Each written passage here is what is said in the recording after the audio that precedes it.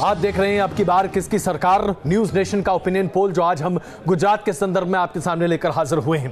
गुजरात एक ऐसा राज्य जहां से न सिर्फ प्रधानमंत्री नरेंद्र मोदी आते हैं, बल्कि एक ऐसा राज्य जिसने 26 की 26 सीटें भारतीय जनता पार्टी की झोली में 2014 में डाली थी। अगर आज गुजरात का मूड सामने रखा जाए तो उससे पूरे देश में एक असेसमेंट करना बड़ा आसान हो जाता है कि गुजरात दरअसल क्या चाहता है। खास करके तब जब गुजरात के विधानसभा के चुनाव के संदर्भ को हम देखें तो ऐसा लगता है कि क्या वाकई में भारतीय जनता पार्टी वहां पकड़ बनाए हुए है या दरअसल भारतीय जनता पार्टी की पकड़ धीरे धीरे गुजरात पर ढीली पड़ती चली जा रही है। इसलिए हमारे संवाददाताओं ने वहां सबसे विस्तृत ओपिनियन पोल किया है जो हम आपको दिखाने जा रहे हैं। तो सबसे पहले देखिए ओपिनियन पोल हमने कैसे किया, लोगों का मत क्या है, और उसके बाद इसके रुझान और नतीजे आपके सामने रखकर इस पर बहस कर हम बात करेंगे कि क्या गुजरात पूरे देश का आईना है। –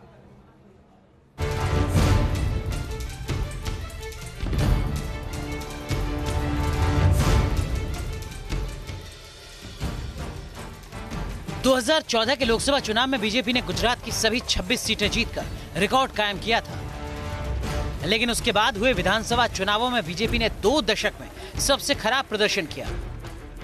राज्य में सरकार भले ही बीजेपी की बनी हो, लेकिन 182 सीटों में से बीजेपी सिर्फ 99 सीट ही जीत पाई। तो क्या इसे गुजरात में कांग्रेस की वापसी का संकेत माना जा सकता है? जनता का मूड जानने के लिए न्यूज नेशन ने गुजरात के अलग अलग हिस्सों का दौरा किया और आम वोटर्स से मूड समझने की कोशिश की। यहाँ रूपाणी हो कोई हो मुझे नहीं फर्क पड़ता, लेकिन टॉप पे मोदी होना चाहिए क्योंकि वो किसी के सामने झुकता नहीं है। मेरा वोट और मेरे परिवार का वोट मोदी जी को ही जाएगा। हर एक चीज से हम परेशान हैं। हम खुद अब चाहते हैं कि हमको चेंज चाहिए। इनकी जो सरकार है खाली पूंजीपतियों की सरकार है और इस बार पब्लिक का मूड साफ है कि कांग्रेस को पार्टी की सरकार बनाने वाला है। दोबारा नहीं, बार बार मौका मिलना चाहिए, मोदी ही होना चाहिए। गुजरात में पार्टी की कमजोर हालत भांपकर बीजेपी ने 2017 विधानसभा चुनावों के बाद जोड़तोड़ की राजनीति की।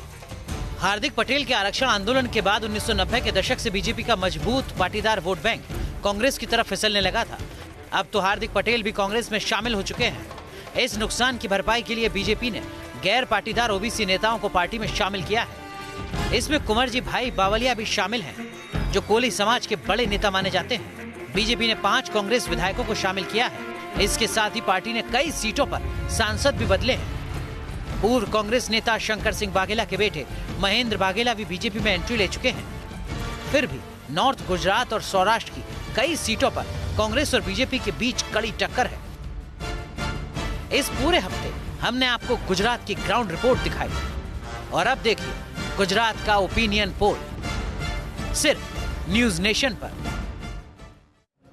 जी हां, तो 2014 के लोकसभा चुनाव के नतीजों में 26 की 26 सीटें भारतीय जनता पार्टी को मिली थी, लेकिन 2019 तक 5 सालों में साबरमती में काफी पानी बह चुका है और गुजरात की राजनीति में काफी कुछ बदलाव भी देखने को मिला है। ऐसे में 2019 में वोट प्रतिशत किस तरीके का नजर आता है भारतीय जनता पार्टी और कांग्रेस का, यह सबसे बड़ा सवाल है कि अगर वोट 2019 की बात की जाए तो किस राजनीतिक दल को या किस गठबंधन को कितना मिलता है। सबसे पहले बात बीजेपी की करते हैं। 49% वोट प्रतिशत भारतीय जनता पार्टी का यहां पर नजर आता है। 2014 के मुकाबले 11% की वोट प्रतिशत में कमी देखने को मिलती है। वहीं अगर बात की जाए कांग्रेस पार्टी की, कांग्रेस पार्टी का वोट प्रतिशत 41% के आसपास है।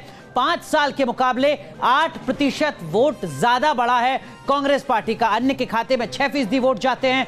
4% मतदाता अभी अपनी स्थिति को साफ करने के पक्ष में नहीं है। तो ये वोट प्रतिशत की तस्वीर हम आपको दिखा रहे हैं, लेकिन अगर यही वोट प्रतिशत सीटों में तब्दील होता है तो किस तरीके की तस्वीर नजर आती है। गुजरात में वोट प्रतिशत को सीट में तब्दील किया जाए तो किस तरीके की तस्वीर आपके सामने। भारतीय जनता पार्टी को 21 सीटें मिलती नजर आती हैं 2019 के लोकसभा चुनाव में, जो 2014 में 6 थी। वहीं कांग्रेस को 5 सीटें मिलती नजर आती हैं। तो ये 2019 की तस्वीर है, ओपिनियन पोल की तस्वीर है गुजरात के 26 लोकसभा सीटों पर। लेकिन बुनियादी सवाल ये कि 2014 से कैसे ये आंकड़ा अलग है, किस तरीके का अंतर 2014 के मुकाबले 2019 का। तो ये आंकड़े आपके सामने। दरअसल में 2014 में बीजेपी को 26 की 26 सीटें मिली थी।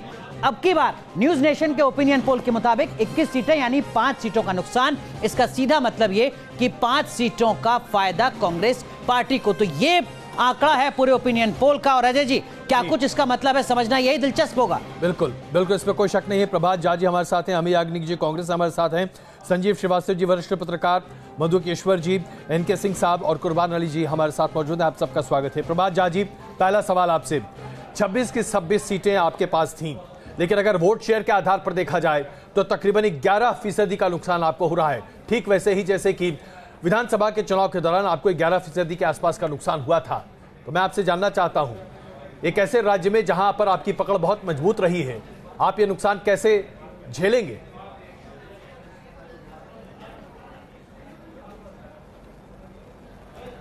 देखिए, अमित शाह जी ने वहां से फॉर्म भरा है।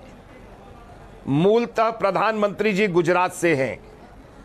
आम जनता के गुजरात का गौरव 2 लोग हैं और आम जनता गुजरात की ये मानती है कि मेरा बड़ा प्रधान होना चाहिए। मैं सर्वे पर कोई टिप्पणी नहीं करूंगा जी। मैं इतना जानता हूं कि वहां पर फिर से 26 की 26 सीटें जीतने की कोशिश में हम लगे हुए हैं। आपने कहा है 21 सीटें, हमारी कोशिश है जो 5 सीटें आप दिखा रहे हैं कि हमें नहीं मिलेगी, हम उस 5 सीटों को लेने की और जीतने की दिशा में और मेहनत करने की कोशिश करेंगे। चलिए, अब ऐसे में संजीव श्रीवास्तव जी, मैं आपसे जानना चाहता हूं, क्या वाकई में आज स्थिति ऐसी है जहां पर भारतीय जनता पार्टी को समझना पड़ेगा कि यह नुकसान क्यों हो रहा है? क्योंकि एक ऐसा राज्य, जैसा कि अभी प्रभात झा जी ने कहा, प्रधानमंत्री जी गुजरात से, अमित शाह जी वहां से अपना पर्चा दाखिल कर रहे हैं, और ऐसे में गुजरात में तो पूरी संस्कृति एक तरह से है कि भारतीय जनता पार्टी के नेता को लोग सर माथे पर बिठाते हैं, फिर वहां ऐसा नुकसान क्यों?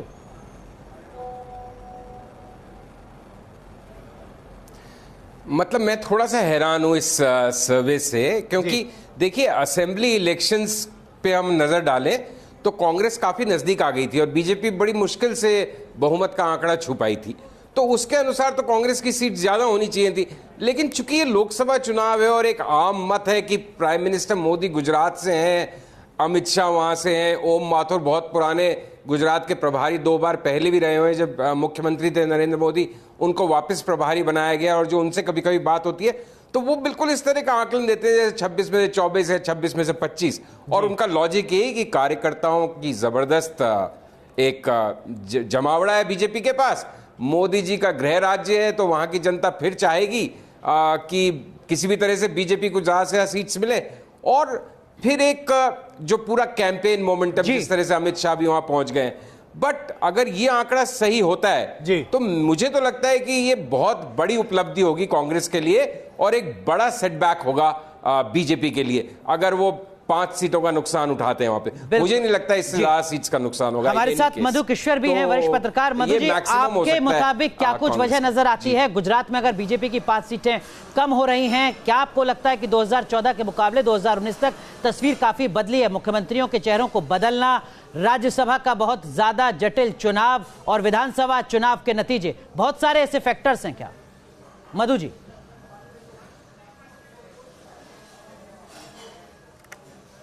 देखिए, एक तो बहुत सारे फैक्टर्स हैं ही, और ये भी मत भूलिए कि ये चुनाव बहुत वॉलेटाइल है, क्योंकि आए दिन नई बड़ी बड़ी डेवलपमेंट्स हो रही हैं। जैसे उरी स्ट्राइक्स हुई, उसके बाद बालाकोट का जो एक्शन हुआ, जो पाकिस्तान के साथ आए दिन नई हरकतें हो रही हैं, और वो सारी जो भी न्यू डेवलपमेंट्स हैं वो ये बड़ा मैसेज क्लियर देती हैं कि अगर आपको नेशनल सिक्योरिटी को ध्यान देना है तो उसके लिए बीजेपी को दोबारा चुनना पड़ेगा। अभी जो कल ऑगस्टा वेस्टलैंड को लेके खुलासे हो रहे थे कि 50 करोड़ इसको मिला, उसको इतने करोड़ मिले, ये जो खुलासे हो रहे हैं, आए दिन नई डेवलपमेंट्स हो रही हैं। इसलिए कोई भी आंकड़ा जो भी दे रहा है, मैं तो कोई गैस नहीं करने वाली किसको कितना कितना नुकसान होगा, फायदा होगा। परंतु एक बात स्पष्ट है कि असेंबली चुनाव और लोकसभा चुनाव में जमीन आसमान का फर्क है, स्पेशली क्योंकि पाकिस्तान को लेके और नेशनल सिक्योरिटी इश्यूज को लेके कांग्रेस ने अपनी धज्जियां खुद उड़ाई हैं। इतना मिस हैंडलिंग, ऐसा लगता है कि इनके सम डीमॉन इज रनिंग दे, मतलब मधु किशोर जी, आपने जो मुद्दा उठाया है, जरा उसी को लेकर हम आगे बढ़ते हैं। मैं क्षमा चाहता हूं, मैं आपके बीच में रोक रहा हूं, कांग्रेस लेकिन एनके सिंह साहब, गुजरात एक ऐसा राज्य है जहां पर पाकिस्तान का नारा बहुत चलता है और प्रधानमंत्री नरेंद्र मोदी जब मुख्यमंत्री हुआ करते थे तो उस वक्त वो इससे काफी भुनाते भी थे। आपको लगता है आज राष्ट्रीयता का मुद्दा इतना बड़ा होगा कि शायद हमारा सर्वे भी गलत निकल जाए? एनके सिंह साहब, मैं एक बार कराची गया था तो वहां के सी पोर्ट से हमें दिखाया गया, गुजरात में जो लाइट्स जल रही थी वो कराची के सी पोर्ट से दिखाई देता है, तो जाहिर नज़दीकी इतनी है कि वहाँ पे पाकिस्तान का इन्फ्लुएंस होता है। एक चीज़ बताएं, जब 2017 में बीजेपी के परसेंटेज कम आए और 91 से 99 सीट्स आई, लेकिन कांग्रेस की काफ़ी अच्छी बढ़ी, तो उसमें बीजेपी के एक नेता ने बड़ी अच्छी बात कही थी। और आपको याद होगा उस समय हार्दिक पटेल वगैरह काफ़ी एक्टिव थे, पाटीदार थे, पाटीदार थोड़ा नाराज थे और हार्दिक उसको लेकर काफ़ी कर रहे थे। तो ये लगा कि जो हार बीजेपी की मतलब कम सीटें आई हैं उसकी एक ही वजह है, पाटीदार ने साथ नहीं दिया। तो उस बीजेपी नेता ने कहा, ये हार्दिक पटेल की पार्टी का नाम था पास, पाटीदार आंदोलन कुछ करके समाज। उन्होंने कहा हम पास से नहीं हारे हैं, कपास से हारे हैं। दरअसल जो हम लोग एनालिसिस कर रहे हैं उसमें एक फैक्टर नहीं समझ रहे हैं कि पूरे गुजरात में, बिल्कुल सही कहा प्रभात जी ने, 2014 में यही था कि गुजरात के प्राइड के रूप में मोदी थे, लेकिन आज जब आप देखेंगे तो ताज्जुब होगा आपको कि गुजरात के 31 जिलों में से 15 जिले में बीजेपी को सिर्फ 6 सीटें मिली थी असेंबली में, बिल्कुल, और वो जो 15 जिले थे वो ग्रामीण थे।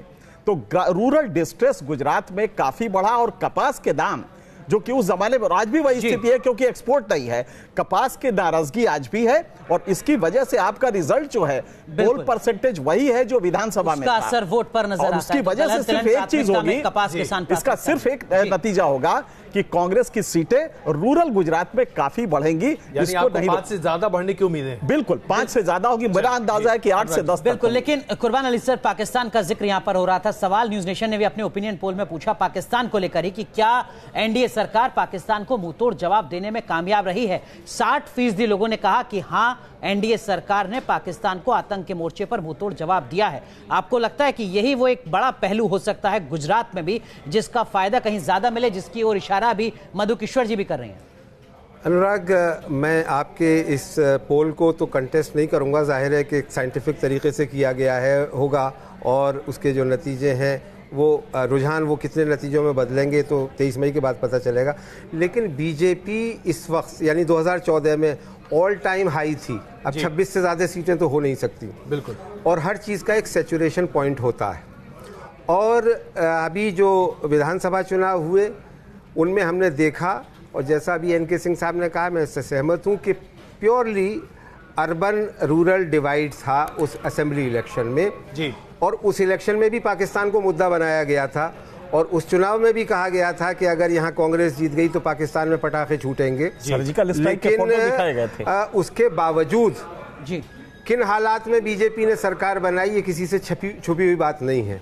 वो 3 डिजिट का आंकड़ा भी नहीं छू पाई और कांग्रेस और बीजेपी आसपास ही थे, और अगर 2-4 एमएलए इधर उधर होते से भी अभी भी वही हालात बने हुए जो राज्य के चुनाव के समय तो नहीं, उसकी वजह नहीं है। सवाल ये है कि आपके पास अब इस वक्त इस फर्जी राष्ट्रवाद के अलावा देने के लिए और क्या है। मुझे लगता है अमी याग्निक जी इसका बेहतर जवाब दे सकती हैं। अमी याग्निक जी, आप हमारे साथ जुड़ चुकी हैं। हमारे ओपिनियन पोल के आधार पर ऐसा लगता है कि गुजरात में 21 सीटें भारतीय जनता पार्टी को और 5 सीटें आपको मिल सकती हैं और वोट परसेंटेज 41% कांग्रेस का रह सकता है और 49% भारतीय जनता पार्टी का रह सकता है। कुर्बान अली साहब अभी कह रहे हैं कि अब कोई मुद्दा बचा नहीं है और राष्ट्रवाद खास करके एक ऐसा मुद्दा नहीं जिस पर गुजरात की जनता से भारतीय जनता पार्टी 26 की 26 सीटें ले सके। मैं आपसे जानना चाहता हूं, क्या आपका परफॉर्मेंस 5 तक रहेगा या इससे ज्यादा बेहतर हो सकता है? क्या बड़े मुद्दे आज गुजरात में आपके लिए हैं?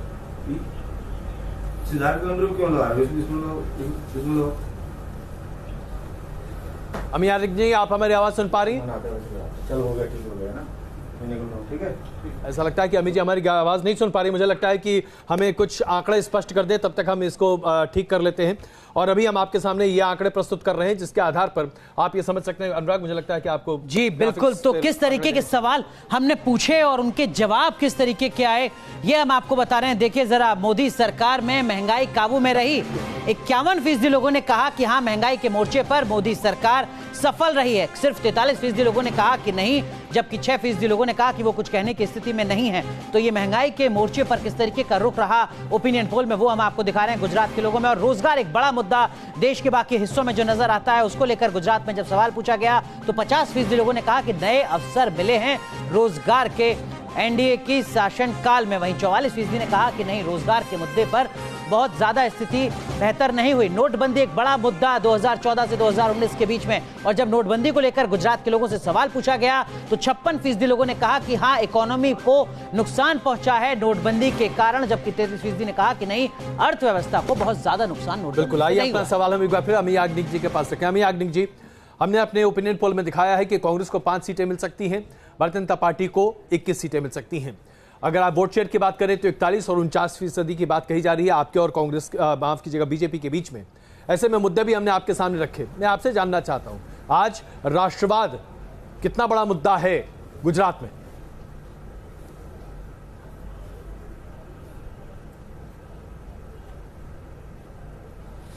नहीं, गुजरात में सबसे ज़्यादा बड़ा मुद्दा जो उभर के आया है असेंबली इलेक्शंस के बाद, आपने देखा तो मुझे लगता है कि small and medium scale industries को बहुत काफ़ी तकलीफ हुई है।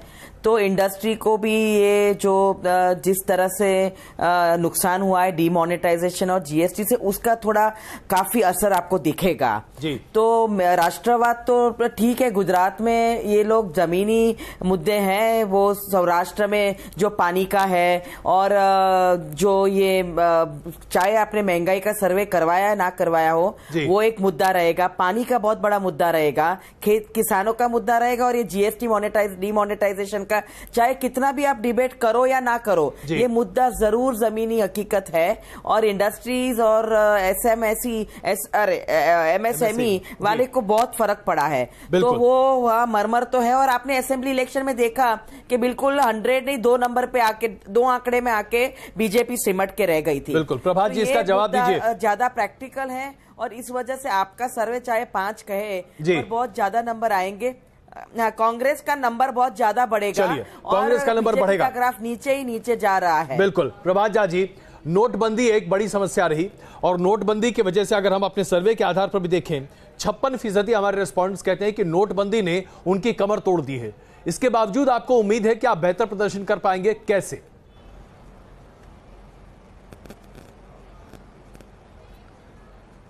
देखिए, इन्हीं सब के बाद देश में अनेक राज्यों में विधानसभा चुनाव हुए जी, और उसमें भी भारतीय जनता पार्टी का परफॉर्मेंस आपने देखा होगा। हमारा मानना है विधानसभा के चुनाव की प्रकृति और लोकसभा के चुनाव की प्रकृति अलग होती है। और लोकसभा में देश ये देखता है कि मैं किसी अराजक पार्टी को दूं जहां अराजकता है, जहां नेता नहीं है, जहां नीति नहीं है, या उसे वोट दूं जिसके हाथ में देश सुरक्षित रहेगा। सबल नेतृत्व कहां है? सबल नेतृत्व वर्सेस अराजकता। और देश में आप देख रहे हैं कि चाहे उत्तर प्रदेश हो, चाहे बिहार हो, चाहे वो झारखंड हो, चाहे वो कांग्रेस की स्थिति अपने आप में स्पष्ट है। एक उत्तर प्रदेश में महागठबंधन चिल्ला रहे हैं, लेकिन मैं आपको अपने अनुभव और दौरे के अनुसार कह रहा हूं आधार पर कि उत्तर प्रदेश में भी इस बार जैसे बसपा की पोल खुली थी वैसे ही सपा की पोल खुलेगी। गुजरात में जो चुनाव है वो एक ही मुद्दा है कि देश, राष्ट्रीय सुरक्षा, और इस मुद्दे पर नरेंद्र मोदी के सिवा कोई विकल्प नहीं। प्रभात जी, आपने अराजक शब्द का इस्तेमाल किया, एनार्किस्ट। अमी याग्निक जी, कांग्रेस पार्टी एनार्किस्ट है क्या?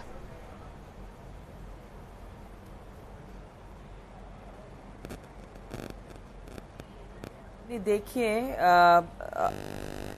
सीनियर स्पोक्स पर्सन है, उनको अपना ओपिनियन कहने का हक है, लेकिन आप देखेंगे तो जो गवर्नेंस मॉडल दिखाया था 2014 में, और 2014 में मोदी जी का जो वेव आया था, मोदी वेव जिसको कहते हैं, तो उनमें उन्होंने बहुत सारी बातें बताई थी जो आज भी वो कह रहे हैं। वो सामने वाले को जैसे वो खुद विपक्ष में बैठे ऐसे ही बातें कर रहे हैं।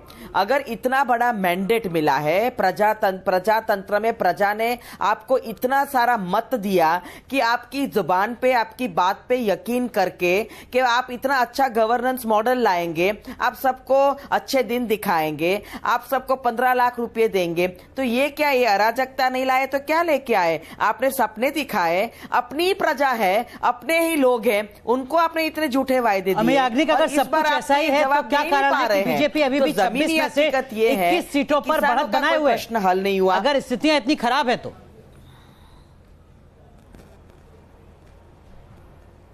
नहीं, आपने देखा कि पिछली चुनाव में 3 स्टेट में जो हिंदी हार्टलैंड बोला जाता है, तीनों राज्यों में बीजेपी नहीं आई और 2 राज्यों में भी नहीं आई, तो 5 राज्यों में तो बीजेपी का परफॉर्मेंस देखा ना, तो आपने देखा कि भाई 5 राज्यों में नहीं आई। होता है कभी कभी कि 21 राज्यों में है बीजेपी, कई कई जगह तो गठबंधन से है। क्यों कश्मीर में उन्होंने पीडीपी के साथ किया, फिर उनको नहीं समझ में आया क्या करना है कश्मीर को, तो प्रेसिडेंट रूल आ गया। तो हर जगह पता चलता है कि इनका गवर्नेंस मॉडल चलता नहीं है। इसलिए मैं संजीव श्रीवास्तव जी, एक छोटी टिप्पणी आपकी प्लीज। बस अजय, मैं ये कहना चाह रहा हूं कि अगर गुजरात में कांग्रेस 5-7 सीट्स ला रही है जी, गुजरात और मध्य प्रदेश बीजेपी हिंदुत्व की सबसे बड़ी लैबोरेटरी है और गुजरात से मोदी जी स्वयं एक तरह से उम्मीदवार है, तो अगर गुजरात में कांग्रेस 5-7 सीट्स लाती है तो जो मेरा मानना है कि कांग्रेस और एमपी में शायद बीजेपी का बेहतर प्रदर्शन होना है चुनाव विधानसभा के हारने के बावजूद, वो भी फिर मुझे सिरे से बदलना पड़ेगा। तो अगर संक्षिप्त में अगर गुजरात में कांग्रेस 5-7 सीट्स ला रही है तो नरेंद्र मोदी की सरकार बनना बहुत मुश्किल है। ये उनका अपना सोच होगा, अपना असेसमेंट होगा, अपना एनालिसिस होगा और उसके लिए वो स्वतंत्र हैं। सवाल ये है कि अगर मान लीजिए मैं आपकी ही बात मानूं कि 5 सीट घट गई तो क्या सरकार नहीं बनेगी? देश के जितने भी चैनल हैं और सारे चैनल इस समय एक ही बात कह रहे हैं। आज ही मैं एक चैनल देख रहा था जहां 3 सर्वे का कंपाइलेशन आ रहा था। हर सर्वे पर एक में 283 सीट, एक में 261 सीट, एक में 314 से लेके 315 सीट तक दी जा रही थी। अब मैं नहीं समझता, लेकिन मैं ये मानता हूं कि अगर 61% नरेंद्र मोदी जी की पसंद है और नरेंद्र मोदी जी को पसंद कर रहे हैं तो उतना ही % वोट मिलेगा। ये मेरा अपना एनालिसिस है और इसलिए बीजेपी को सर्वाधिक सीटें मिलने की संभावना है। जी मधु किशोर जी, हम आपके पास आएंगे, लेकिन एक छोटा जवाब संजीव जी आप यहां दे दीजिए, फिर मधु किशोर जी। संजीव जी प्लीज। बस मैं सिर्फ ये कह रहा था अजय कि अगर 5 सीट्स कम होती हैं, क्योंकि जितने ओपिनियन पोल्स की बीजेपी के प्रवक्ता साहब कह रहे हैं ना, आज देश के ज्यादातर ओपिनियन पोल्स कम से कम जितने मैंने देखे, 1-2 में पार्टिसिपेट किया है, उन सब में जो बीजेपी को 240, 250, 230 बताते हैं वो अमूमन 26 में 26 देते हैं कांग्रेस को, बीजेपी को गुजरात में। तो मेरा बस इतना सा कहना था। मैं क्यों कह रहा था सरकार बनना मुश्किल हो जाएगा, क्योंकि अगर गुजरात में ही 5 सीट कम हो रही हैं तो यूपी में तो सभी 35 सीटें कम मान रहे हैं, फिर तो राजस्थान एमपी में भी 10-10 कम होंगी, तो फिर छत्तीसगढ़ में कम होगी, महाराष्ट्र में कम होंगी, बिहार में कम होंगी, तो फिर बढ़ेंगी कहाँ? आपका बंगाल में बढ़ने की मुझे तो उम्मीद है नहीं, उड़ीसा में कितनी बढ़ जाएंगी? इसलिए कह रहा था मैं, मेरा अभी मानना है कि बीजेपी की 21 से ज्यादा आएंगी, मेरा ऐसा मानना है। चलिए, मेरा ऐसा मानना है बीजेपी की 21 से ज्यादा आएंगी, गुजरात में ही रह गए जब तो मैं समझ चाहता हूं। दरअसल अभी बहुत सारा मैटर बाकी, इसलिए मैं आपको बीच में रोक रहा हूं। मधु किशोर जी, ऐसा क्यों है कि राहुल गांधी की लोकप्रियता बढ़ तो रही है लेकिन उतनी नहीं कि प्रधानमंत्री नरेंद्र मोदी के आसपास पहुंच पाए? गुजरात में अगर देखें 30% लोग आज राहुल गांधी को पसंद करते हैं प्रधानमंत्री के उम्मीदवार के तौर पर, लेकिन प्रधानमंत्री जी 60%। और अगर हम नेशनल एवरेज लेकर चलें तो हमारे ओपिनियन पोल के आधार पर अभी तक हमने जितने राज्यों का किया है, प्रधानमंत्री जी तकरीबन 47 से 50% लोगों के पसंद हैं और राहुल गांधी तकरीबन 28 से 37% के बीच लोगों की पसंद है। मधु किशोर जी।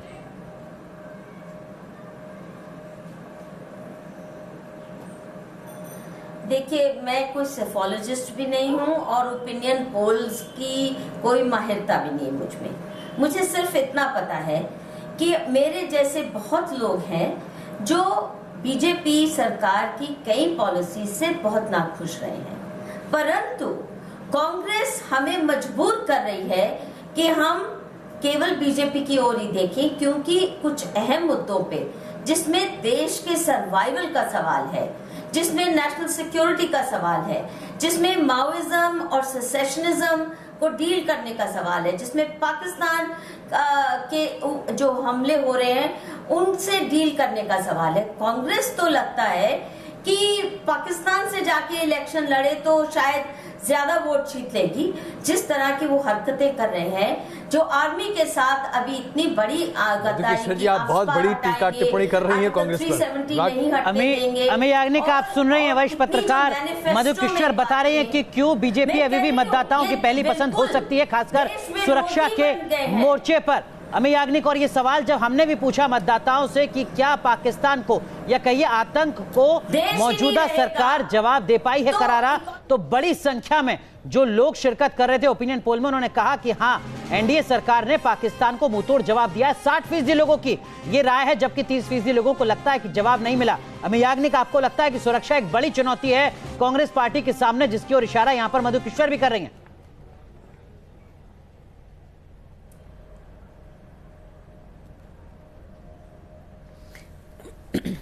नहीं, सुरक्षा तो हमेशा जब भारत पाकिस्तान की बात आती है, आतंक की बात आती है, तो सुरक्षा तो एक सबसे बड़ा मुद्दा रहा है।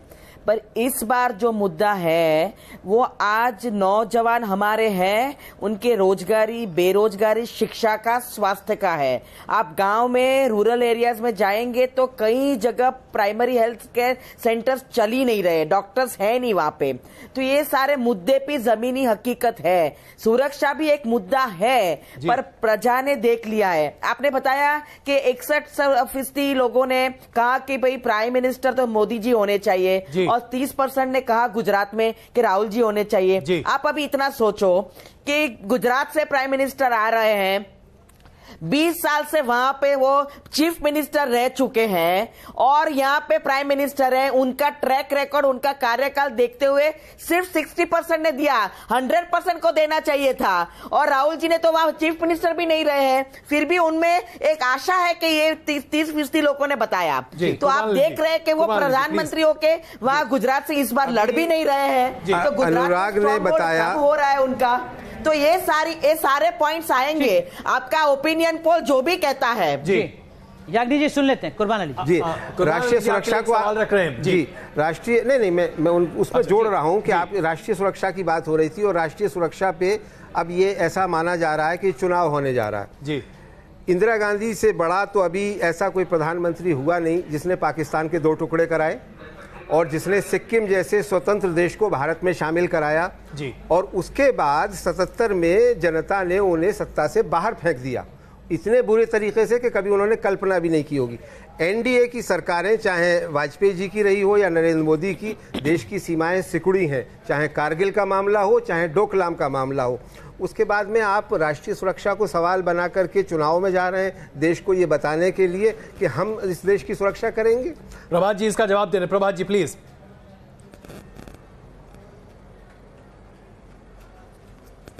देखिए, मैं फिर कह रहा हूं, कुर्बान अली साहब, गलत इंटरप्रिटेशन नहीं करना चाहिए।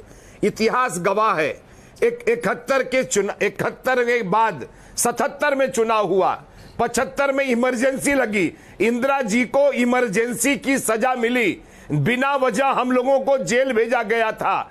इसलिए देश में पूरी तरह से आपातकाल लगाकर सब चीजों को ठप किया गया था। इसलिए 1977 में इंदिरा गांधी चुनाव हारी। उसका इंटरप्रिटेशन आप मत दीजिए, वो अलग मामला था और ये अलग मामला है। यहाँ पर देश देखना चाहता है कि सुरक्षा कहां पर है, सुरक्षा किसके आधार पर। सिक्किम को भी याद कीजिए, सिक्किम स्वतंत्र देश भारत में मिला था, वो आप भूल जाते हैं। मैं फिर कह रहा हूं, देश में आपातकाल की सजा मिली थी, आपातकाल लगाई थी इंदिरा जी ने। आइए संविधान को नोच डाला था, खत्म कर दिया था। एक और बड़ा मुद्दा है जिस पर हमने अपने रिस्पोंडेंट से जवाब मांगा है, जो कि अपने आप में बड़ा ही महत्वपूर्ण मुद्दा है, और वो है राफेल का। हमने राफेल को लेकर अपने रिस्पोंडेंट्स के सामने जो सवाल रखा वो आपके स्क्रीन पर है। क्या राफेल पर राहुल गांधी के आरोपों में दम है? हमारे रिस्पोंडेंट्स ने जो जवाब दिया आपके सामने है। गुजरात में 38% लोग मानते हैं कि हाँ इसमें दम है, जबकि 49% लोग मानते हैं कि इसमें दम नहीं है। 11% इन्होंने अपनी राय सामने नहीं रखी है। इनके सिंह साहब, मैं इसे किस हिसाब से समझूं? क्योंकि अन्य राज्यों में जब यही सवाल हमने रिस्पोंडेंट से पूछा तो लोगों ने आमतौर पर कहा कि राफेल का काफी ज्यादा प्रभाव उनके दिमाग पर है और राहुल गांधी जी जो आरोप लगा रहे हैं उनके दिमाग पर काफी प्रभावित कर गया। लेकिन गुजरात में ऐसा नहीं दिखाई दे रहा। ये क्या संकेत देता है इनके सिंह साहब? ये लॉजिक में एक चीज होती है, आपने यस क्या लिया है ये इंपॉर्टेंट नहीं है, नो कितना है ये ज्यादा इंपॉर्टेंट होता है। यहां पे आप गौर करें कि ये वही परसेंटेज है जो कि इलेक्टोरल टर्नआउट में भी दिखाई दे रहा आपके, आप ही का सर्वे हम कह रहे हैं, लगभग इतना ही इलेक्टोरल टर्नआउट में है।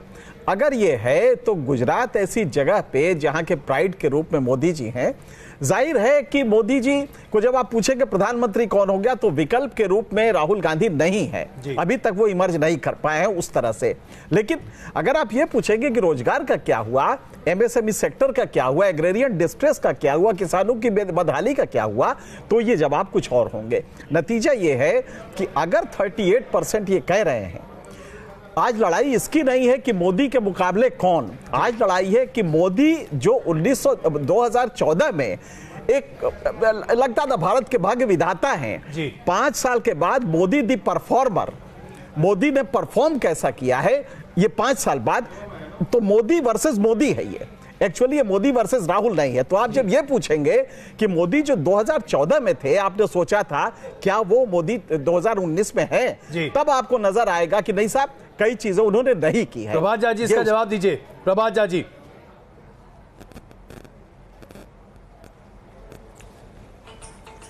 देश के लाल किले के प्राचीर से इस भारत में अगर किसी ने प्राथमिक समस्याओं को उद्धृत किया तो उसका नाम नरेंद्र मोदी है। 9 करोड़ शौचालय किसने बनाए? 70 साल में 55 साल देख लीजिए और 55 महीने देख लीजिए। मैं ये जानना चाहता हूं उज्ज्वला के गैस किसने दिया, जनधन करोड़ों के किसने खोले?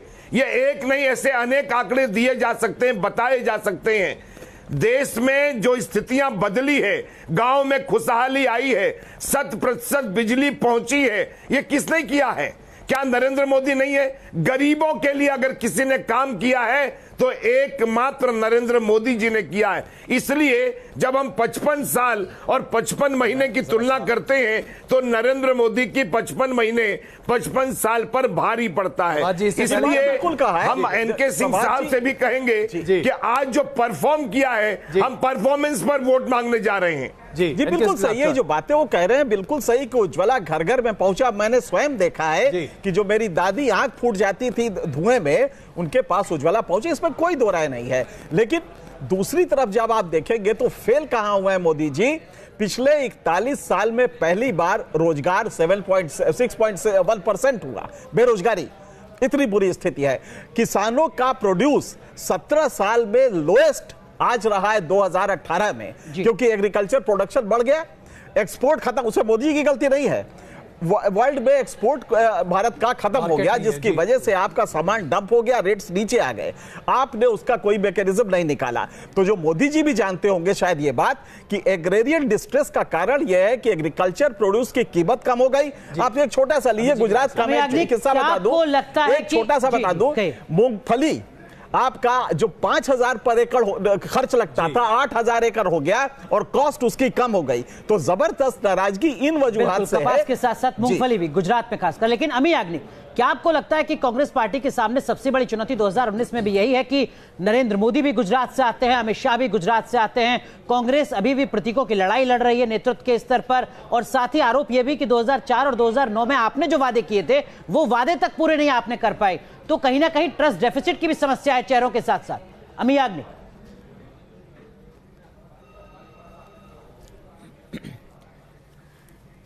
हाँ, देखिए 2004 और 2009 के वादों पे और परफॉर्मेंस पे जवाब तो 2014 में मिल गया। अभी बार बार अगर 2014 के बाद 5 साल का रिपोर्ट कार्ड अगर मोदी सरकार नहीं दे सकती तो उन्हें 2004 और 2009 पे जाने की जरूरत नहीं है। उन्होंने 5 साल में कुछ नहीं किया है, वो बात हकीकत है।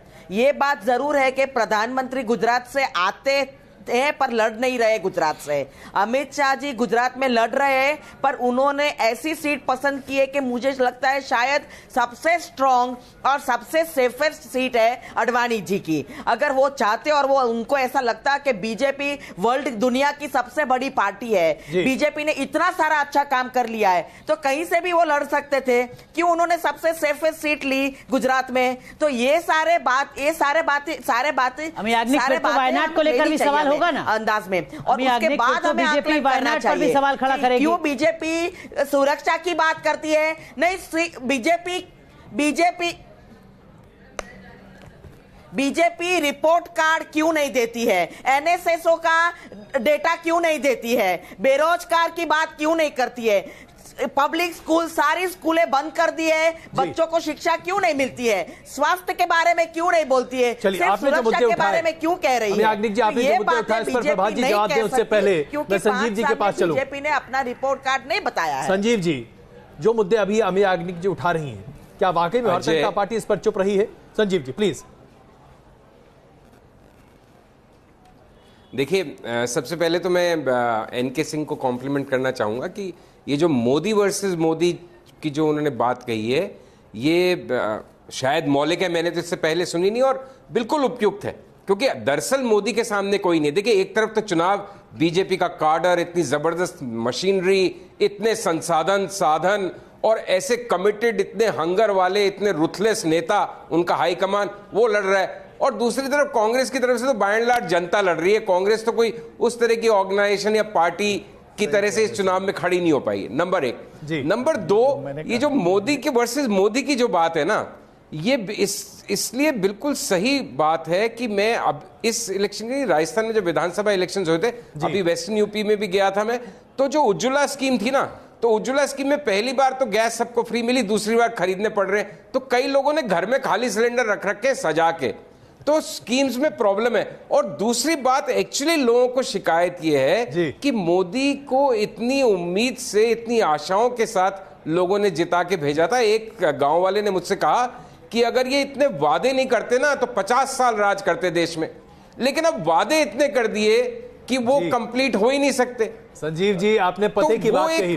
That is why I am again coming back to NK Singh कि मोदी वर्सेस मोदी है, मोदी वर्सेस मोदी इलेक्शन। प्रभात झा जी, इसका आखिरी जवाब, क्योंकि इतना ही वक्त मेरे पास बचा है। प्रभात झा जी प्लीज।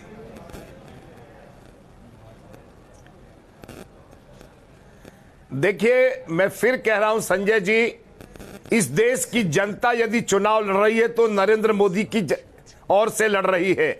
और मैं फिर कह रहा हूं कि 55 साल की बीमारी 5 साल में ठीक नहीं होती है। देश को कहां लेकर गए हैं संजय जी? अगर जनता के बीच में आप जाते हैं, मैं भी जाता हूं, तो जनता एक ही बात कहती है कि 5 साल में देश को आज सम्मान मिला है, विश्व स्तर पर सम्मान मिला है।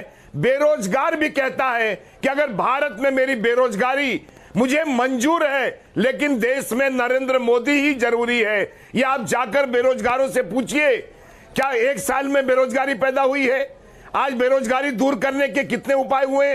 अभी घोषणा पत्र में राहुल गांधी ने कहा 22 लाख लोगों को रोजगार देंगे, जबकि ऐसा संभव है नहीं, 5 लाख पद खाली हैं। ये झूठ बोलना है। हमने स्वरोजगार के माध्यम से करोड़ों लोगों को स्वरोजगार दिया है। क्या ये सच नहीं है? थोड़ा समय की यह कमी बात भी है। समझना चाहिए। अमी याग्निक आपकी बात से इत्तेफाक नहीं रखती हैं। नीचे तक करने की कोशिश की है। अमी याग्निक आपकी बात से इत्तेफाक नहीं रख रही है। अमी याग्निक, क्या कहेंगे आप झूठे सपने दिखा रही हैं मतदाताओं को। देखिए, देखिए, आपको बेरोजगारी का प्रॉब्लम सॉल्व नहीं करना है तो मत करो, पर आप इतना मत करो कि बेरोजगारी पे हंसी आ जाए कि आप मजाक बना दो इनको।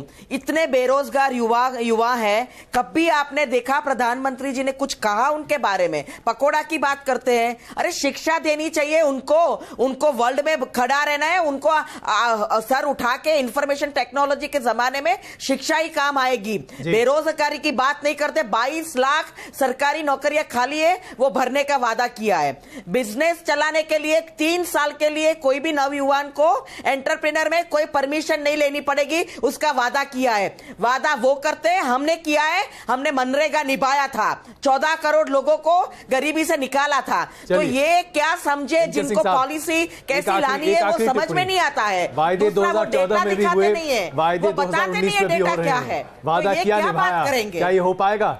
नहीं, देखिए एडवर्सेरियल डेमोक्रेसी में जब मंच पे आप जाते हैं, चुनाव मंच पे, तो थोड़ा जरूरत से ज्यादा वादे कर लेते हैं। मोदी जी ने भी वो गलती की, एस्पिरेशन बढ़ गया और वो एक्सपेक्टेशन फुलफिल नहीं हुआ, जो मोदी का ये लड़ाई, लेकिन डिलीवरी हुई है, इसमें कोई दो राय नहीं कि डिलीवरी हुई है और गरीबों को काफी कुछ डिलीवर हुआ है। ये एक राहत की बात है, विकल्प नहीं है, अभी तक विकल्प इमर्ज नहीं किया है। आप सबका बहुत धन्यवाद इस चर्चा में शामिल होने के लिए। गुजरात का ओपिनियन पोल हमने आपके सामने प्रस्तुत किया। देश का मूड क्या है, ये हम आपके सामने प्रस्तुत करने की कोशिश कर रहे हैं और हम आपको बताएं कि बहुत जल्द न्यूज नेशन पूरे देश का ओपिनियन पोल आपके सामने प्रस्तुत करेगा और बताएगा कि देश की जनता कैसी सरकार चुनना चाहती है। बिल्कुल, तो यहां रुक रहे हैं कुछ देर के लिए, लेकिन आप बने रहिए न्यूज नेशन के साथ, क्योंकि खबरों का सिलसिला यहां कभी नहीं थमता।